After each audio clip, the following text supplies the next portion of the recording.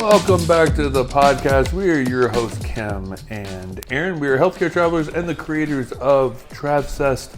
And in this week's episode, late breaking news. Are we staying in Denver throughout the year? We are unsure due to some things I heard today, and we're going to talk all about it on this week's episode. Well, and also it's not just about like, are we staying in Colorado, but you learn some new things about traveling and staying in Very true. So it's kind of a mix of some things that we've learned about traveling and us trying to figure out the situation ourselves too. Perfectly said. Yeah, double whams. Let's do it.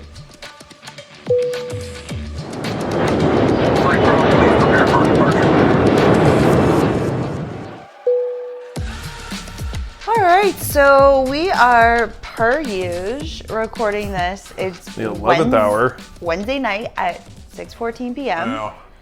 And After a long day of work. Aaron's been, I was going to cook dinner. I'm like, let's just sit down and do the podcast. And then we can like sit down, have dinner, put on a Top Chef and just totally chill. So like, let's do the podcast first. And then you were like eating snacks and I'm yelling at you. Because by the time you were eating all the snacks, you could have been like done with the podcast. You think it takes me an hour to eat a string cheese? Well, no. And it chomps. Anyway. Okay, so real quick, you're boarding a plane tomorrow and you're leaving me. Yeah, not for good reasons. I know. It's sad. Yeah, my Do you want to talk about it for a minute? yeah, or? briefly. I mean, it's, so my grandparents and I are very close. They've been involved in my life like my whole life, basically, which is really cool. And I'm very fortunate and blessed to be 42 years old and still have grandparents. You're the only person I know that like has grandparents. I was like 10 when I lost my grandparents. Actually, both sides. So, Wait.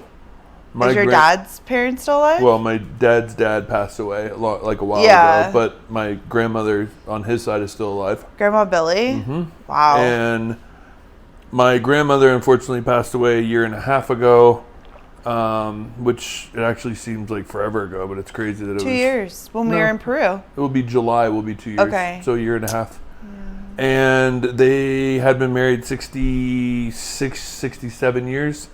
And so they were inseparable, like a happy 67 years. They were such a good example for me and our family, relationship-wise.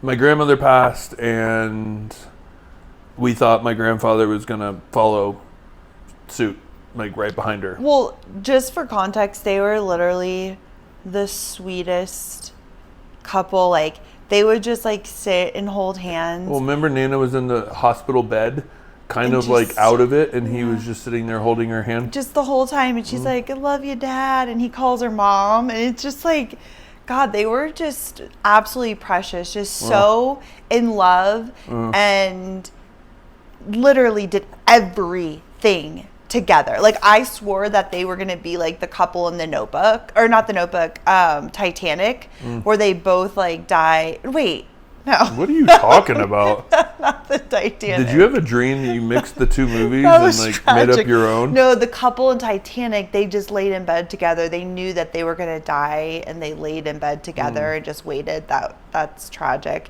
The Notebook, wait, I thought, yes, they both got in bed together at the end and they like died together.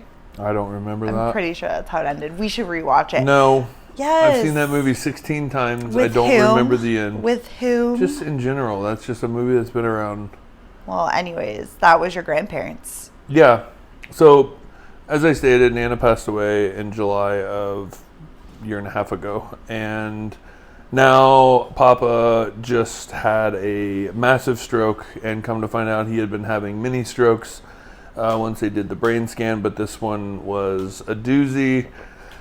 And so he was unresponsive for a very long time. Apparently he just woke up and was like singing 40 songs and asking questions. And so he is discharged from the hospital, but there is nothing that they can do. So I am heading home to help out and basically say goodbyes. And yeah, so it's not a happy trip home. I know. It's so sad, but you know, it's always sad for the people you leave behind, right? Like grief and death is so hard. And like, you know, your mom losing her dad, who she's so close to, like that's what's hard. Like Papa has lived a beautiful life. Papa is ready to go. Papa is excited to see Nana. Like, you know, like he feels like he's in a peaceful place, but it's like the people obviously, you know, that love you, it's just hard. So I'm glad that you get to be home and be a support and be there for your mom and be there with the family and Papa. I wish I could go. Yeah. But we went like back and forth, but unfortunately it's like the plane tickets are so expensive because last minute. Mimi here, and yeah, we don't have anyone to watch Mimi. I'm not ready to put her in a rover. She's too high maintenance. So anyway, Aaron will be leaving tomorrow. I'll take you to the airport, and then you'll spend that time with your family this weekend, and it'll just be me and the girl. Yep. Okay. Is there anything else you want to say about that? Okay. That. So then let's just move into I'll tell the backstory. Well, the Colorado okay, go ahead. So basically, I found this contract. Yes, it's busy and long hours with lots of call, but it's manageable. It's like we live right across the street from the hospital, our gym, you know, everything is it just flows. Like we have a good flow here, and we love being in Colorado. And so we really want to stay. And so if I'm going to stay, this is a great contract for me. I love everybody that I work with. I'm very helpful. I've never worked with this group of doctors where this many physicians are all super cool to work with.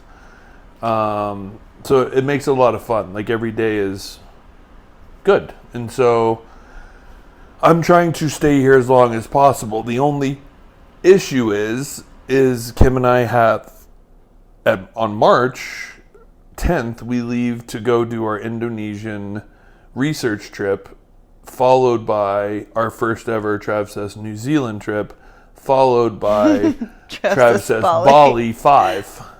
That's insane. Right? So because we're on that side of the world, we decided it would be silly to fly to New Zealand and fly home when there's so much interest in Bali every year. And so, good. I was just going to say, like, speaking of that, like, somebody else reached out today about coming to Bali with us. Like, there has been so many people that have just emailed us, like, hey, like, I really want to come to Bali. Like, I know it's sold out. Are there any spots? Are you doing another trip? Like, Bali, like, I guess Bali's probably on majority of people's bucket, 100%. right? Like, it's one of those places that I think people are just like, I want to go to Bali because it's freaking amazing. Well, and I think people are also catching on who have been in our audience that nobody does Bali like we do. Well, right. I mean, 100%. Like, if you go to Bali, you want to go with us because of just how we've planned it and like the connections we have and the friends that we have there. It's like nobody will ever do a trip to Bali like us. You'll never experience it the same. No, you fly in as an American and basically leave as Balinese. Yeah. I mean... So I was like, geez, man, like that trip we overbooked that trip. We like to keep our groups 10 to 12 people. We like it intimate. We like it small. That's always our cutoff, our max. And then the group sold out so fast that someone's like, can I bring my friend? I really want to bring my friend. And someone else like, can I bring my friend? And we're like, okay. And now before we know it, we have 15 people. And I'm like, we just can't have one more person.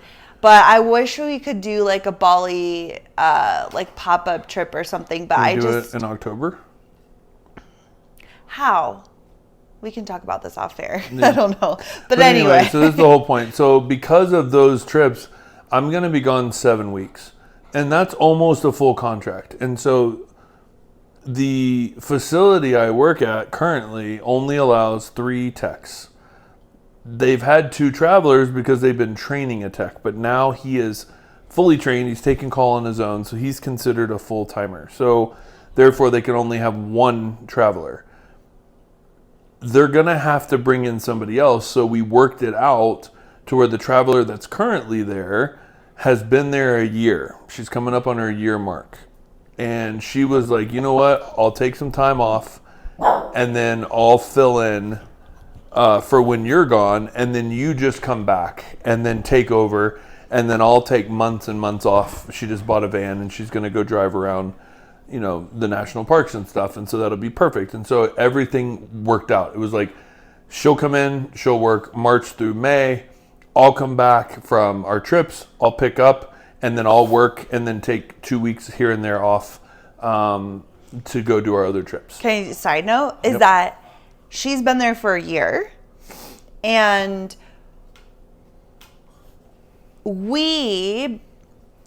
so a lot of companies have this rule that if you've been somewhere for a year, you could take 30 days off, and then essentially you could come back. Like, that used to kind of be the way of thinking. We did that when we first started traveling years and years and years ago. You were working full. This is my third travel contract ever. And we were there for a year, and they were like, yeah, just take your 30 days and come back. That was what our company said, and that's what we knew to be true. We didn't know anything else about traveling, whatever. And then as we've talked to professionals and have learned about it, that's not an IRS rule, right? Right. The IRS or the tax people is if you essentially, again, it's a gray area, that it's not like you need to leave for 72 days and then you can come back. It's not like this exact black or white rule, but how they look at it is if you've been somewhere for a year, you should technically leave for the amount of time that you were there, right? To be safe. So if you're there for a year, technically you should leave for a year. Now, granted, you can make your own decisions, like how risque do you want to be? How worried are you about it? So you told her all of this of how long and this and that. But her company in the beginning, or they said a month. They were saying 30 days. 30 days. And then you were like, well, technically, you can't do that. But she was like, I don't care. That's what my company says. That's what I'm doing. And she's like, I'll just blame it on the company and act like I didn't know. And they said that was okay. Mm-hmm. And so, of course, I came back. Right. But there's also that rule about even if, isn't it within 3 years, if you return at the same time for a whole year within that 3 years, you're considered a seasonal job, and it's also, they could actually put you in that category. Yeah, I think it's just, I don't know the exact, what the exact, thought of a rule is, but if it's again, not a hard and fast rule, but it's if every winter you go to Colorado for 6 months and you keep doing that over and over again, then that starts to look like a pattern of well, you're not really on a travel. You're a seasonal worker. Yeah. So there's all these different things that you have to think about which again, we're not tax professionals. No. So talk to, a profesh about the specifics. But anyways, you told her this and she was just like, I don't care, I'm coming back. Which then I'm like, good for you, because that works out for me. Yeah. Right? It did work out. If you're willing to take the risk, that works out for me because you cover for the time I'm gone. That allows them not to be short. And then I can go do my thing and come right back.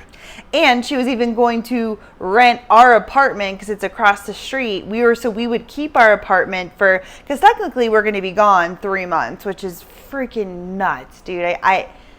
That's a whole nother subject. I can't believe we're leaving in 2 months for 3 months. I'm like, what the hell?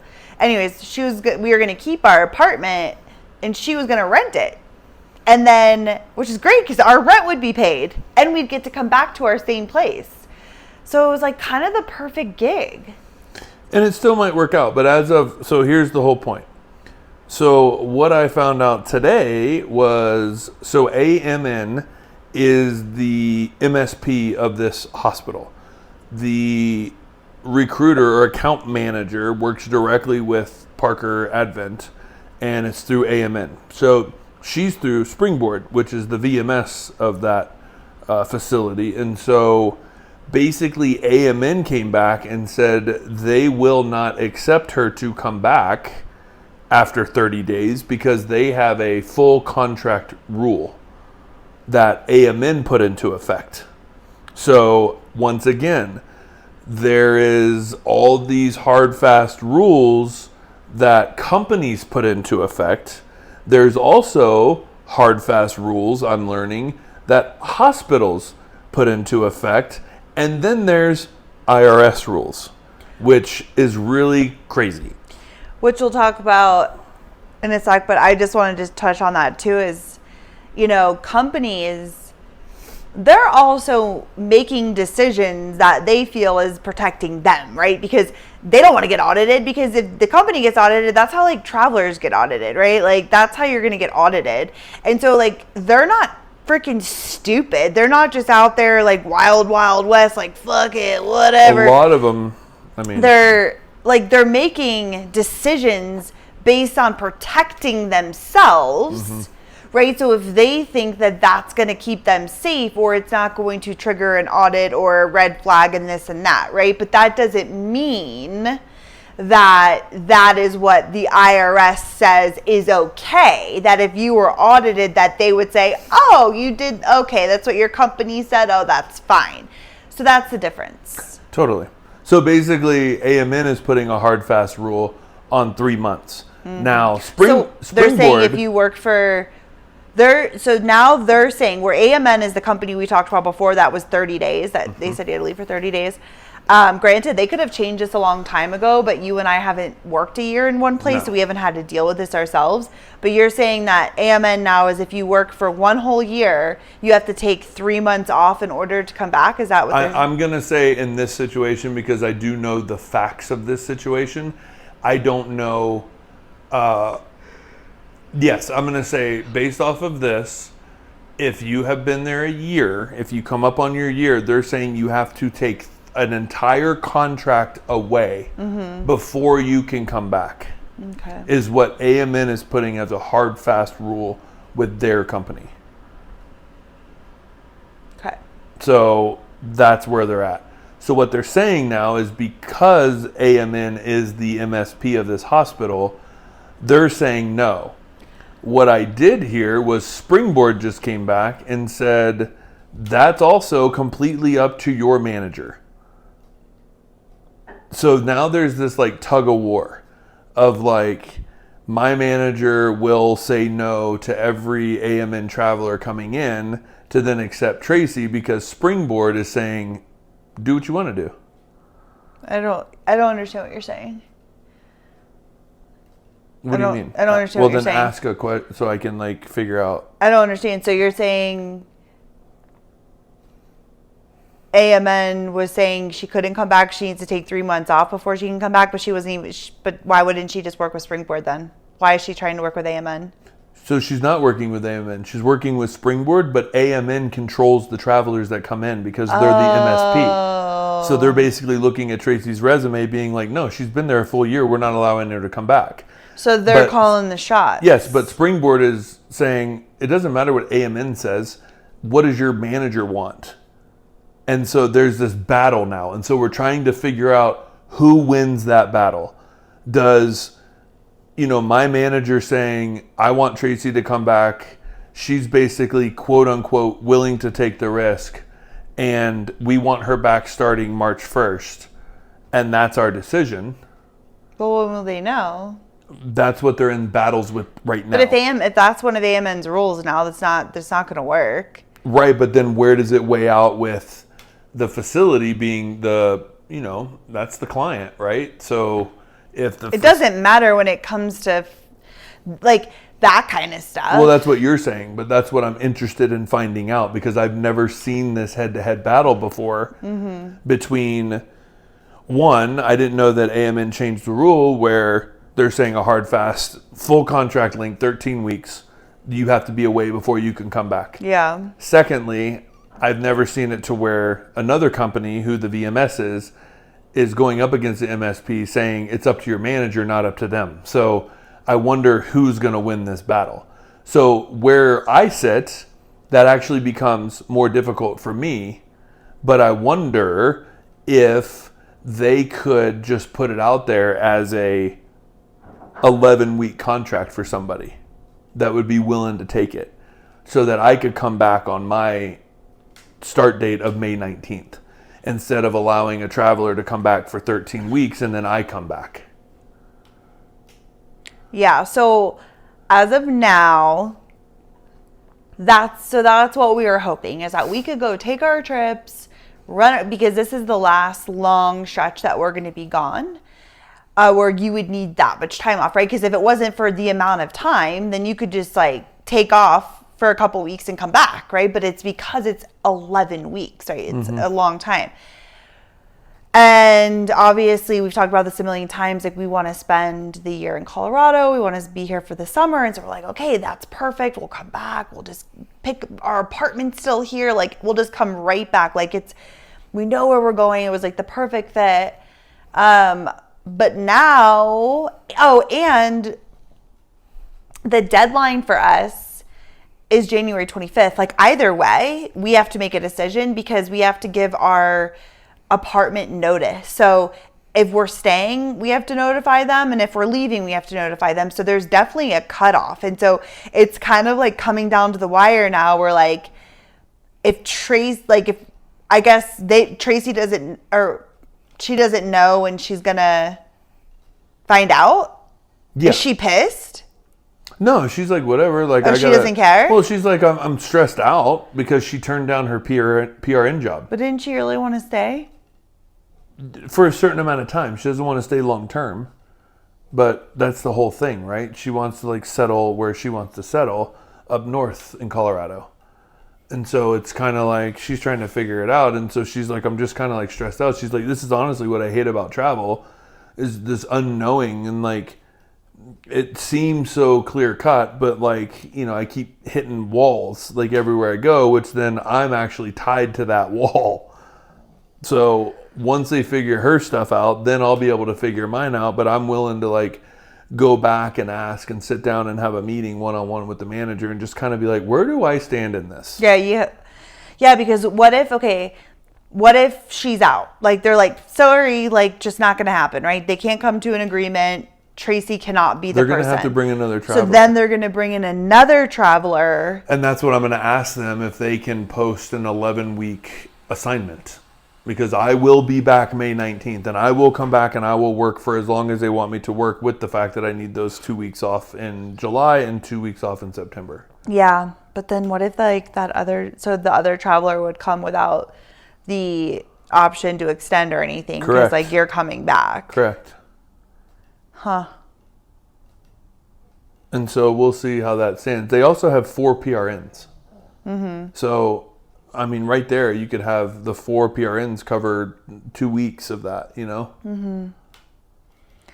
And so we'll see. But what's really interesting, too, is I will say, you know, for travelers out there, just understanding the fact that there are 2 sets of rules, right? There are rules that the hospital sets, and there are rules that the company set. And then there are rules that the IRS sets. So, like, there are 3 different buckets here. And a lot of people always just blame it on the company. And I've been really trying to, like, get that word out there with any traveler I do talk to, is, like, for instance, Tracy, the traveler there now, I hope she's okay with me saying her name, but I'm sure she is. She's saying her last name. Yeah. She, in her contract through Springboard, has a 2-hour minimum callback guarantee. I, in my contract, do not. But because Tracy's been there almost for a year, her same contract has just renewed and renewed and renewed and renewed.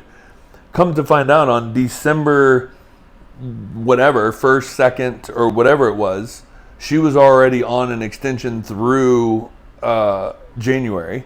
So her contract just picked up. But December something, the entire Advent hospital system around the world got rid of 2-hour minimum callbacks. And so she was like arguing that, you know, you should have that in your contract and blah, blah, blah. And I was like, listen, I pushed back with my recruiter My recruiter is amazing and I trust her.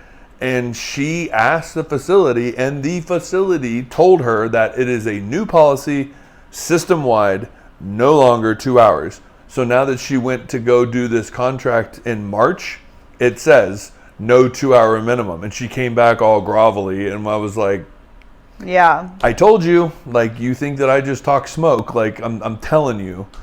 Like, so that's a Advent hospital rule. And what I think is cool is my recruiter basically was like, to compensate for that, we'll just pump you more into your callbacks. So it would almost be what I was going to give you is 2 hours. Which makes sense because, again, if it's an Advent rule, which this is, I mean, we've been traveling for 13 years. Any contract we've worked that has required call has always been a 2 hour minimum, right? Like, that's pretty standard. But this was the first contract that wasn't. And if they can't charge the hospital for that, correct, they can't pay you that. So, right, it's like that makes sense. You know, it's like that's just for 2 hours of time if you were only there 30 minutes, right? Right. But they're paying you more per hour. So correct, it ends up kind of balancing out there. Correct. What was the other thing about So here's the last thing I learned, which I actually shout out to Laura and Jacob from Nomadicare.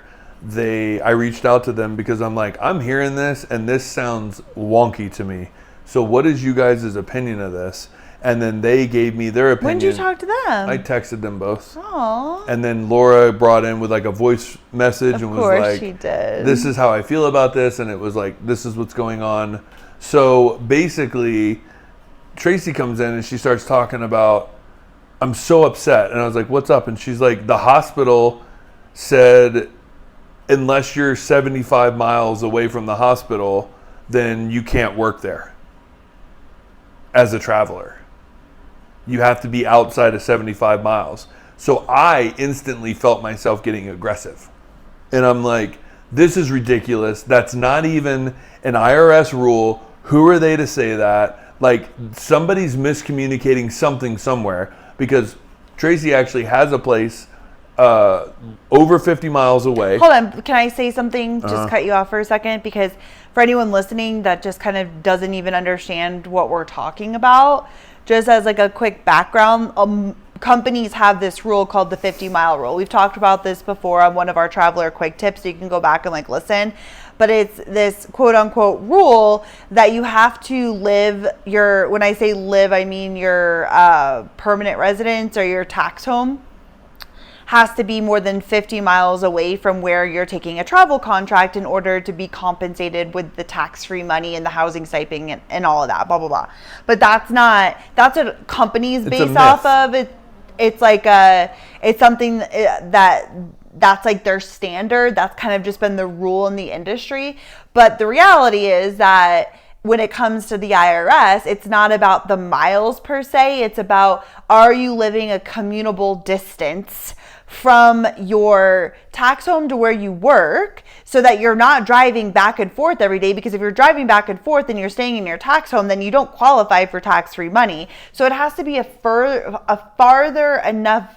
Okay, farther. How do I say that? Sure. It has to be far enough that you're not able to commute every single day. And you have to duplicate expenses. Right. So that's the 50-mile rule myth thing that, yes, that's the company standards, and they will, even if you live in, say, New York City, and it's going to take you, and you live 30 miles away, but it's going to take you 3 hours, and you're like, I can't commute this. Like, I got to get another apartment. This is crazy. The company still will not give you the stipends, even though it's not commutable. So that is their rule. It's like, it's got to be 50 miles, but you could also live 53 miles in Florida even, and be able to drive up 95, and it takes you an hour to get there. So like, that still is a commutable distance. A traveler does it here. They're just over 50 miles. They're at 51 miles, and they work weekend nights and they commute. And so they're staying at their tax home.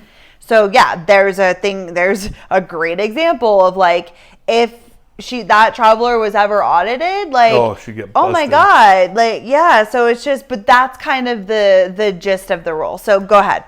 Totally. So Tracy was all upset, and she's like, they've increased it. First it was 50 miles, which I'm outside of. Then they came back and said it was 65 miles. And then now they just came back on this contract and said, we're not going to accept you. The hospital is not going to accept her because she lives within 75 miles. Is this through AMN though she was talking to? So AMN they're the account manager, but they're saying as a traveler, we're not accepting anybody who is under 75 miles. And so I reached out to Laura and Jacob, and I'm like, what is going on? They were just like, they said what I said. They were right. And so the thing that I learned, and then... You didn't explain what they said, though. I'm going to, but they were right. So if I explain what they said, then that's the ending. And I wanted to say one more thing. So then I heard Laura and Jacob. We were all talking. I played Laura's thing for the group, and we were all listening. They're like, oh, that makes sense. Maybe we'll see. So then my manager came down, and she's like, I'm going to get to the bottom of this. So then she reached out to like the hospital representative and was like, what's going on with this? Like, why are we saying this? And the hospital representative said, we have had a lot of problems paying people travel money that have left our facility full-time, started traveling, and came back here at traveler pay. Mm-hmm. Right? And so what we have done is said, we are no longer giving travel pay to local travelers. Mm-hmm. And that's their rule that they created. So it created an issue for Tracy, who is technically, her tax home is 55 miles away. So is this another Advent rule? Or is this a club staffing? No, it's an Advent rule. Oh, okay.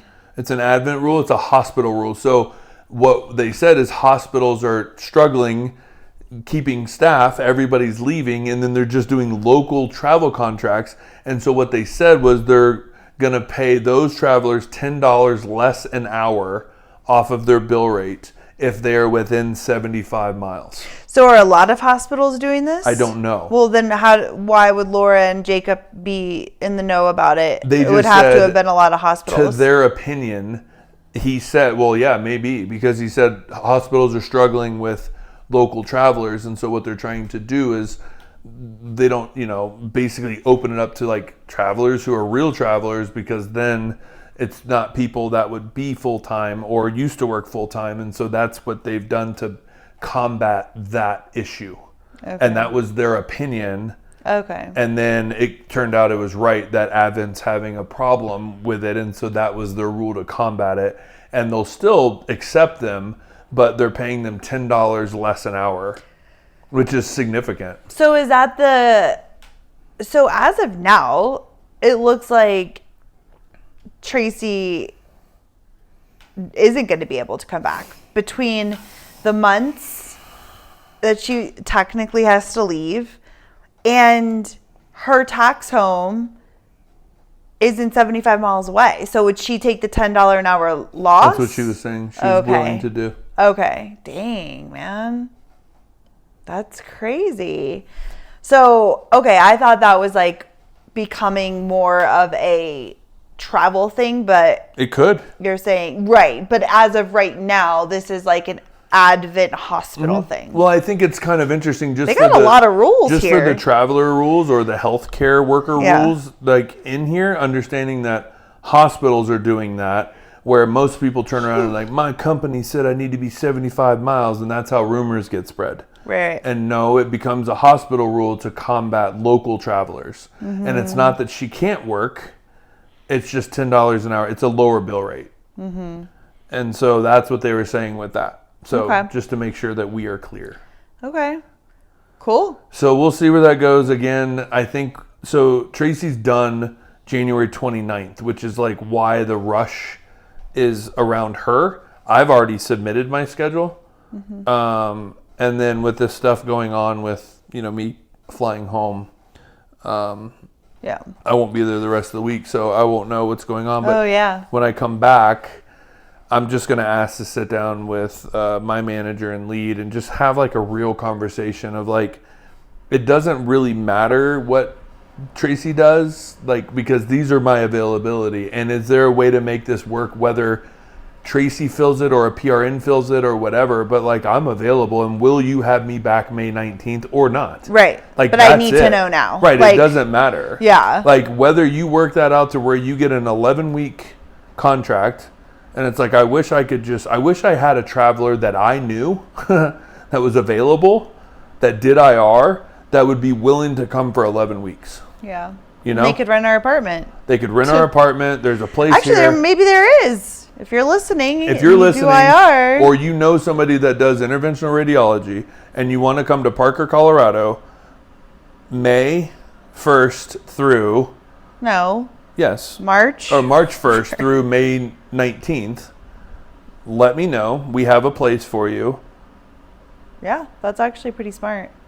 And you could just take it over. Yeah, I'll put it on Instagram because you never know. I mean, but... Okay, yeah, I think like let's just leave that there, and so you'll hopefully by next Thursday when we do the next episode, we'll have an update. I hope so. Because I just want to know, and that's like part of the traveling thing too, is like things come down to the wire, the last minute, especially when you're trying to work out these details, and we're used to it obviously, but I'm like, I just want to know. And I also feel like the stakes are higher because this is a place we really want to come back to, and we really want to spend the summer. So sometimes you're just like, whatever, I don't really care, I'll take it, leave it. But we're like, no. And also knowing that we're going to be gone for 11 weeks just to be able to fly back into Denver, or not really. We have to fly to Florida, pick up Mimi, come back. But like, just come right back. Like that just feels so good and easy. It does, to an apartment we already have with our stuff. We don't have to like get rid of our stuff and then pack it all in the Jeep and figure it out. And then, yeah. So next week we'll hopefully figure it out, baby. All right, well, let's go because I'm absolutely starving. Let's cook dinner. Let's shut this baby down. Let's is a plural word. If you're listening and you are an IR tech, message us on Instagram at Kim and Aaron G if it's something you're interested in. Well, there's a lot up in the air with that. Yeah, I'm just saying, like, obviously, like, we don't know for sure, but I'm just saying, it, like, at least you can have a conversation, you know? And let's leave it there. All right. Sounds good. Follow us over on the gram, and we'll catch you on the flip. We'll see y'all mother freakers next week.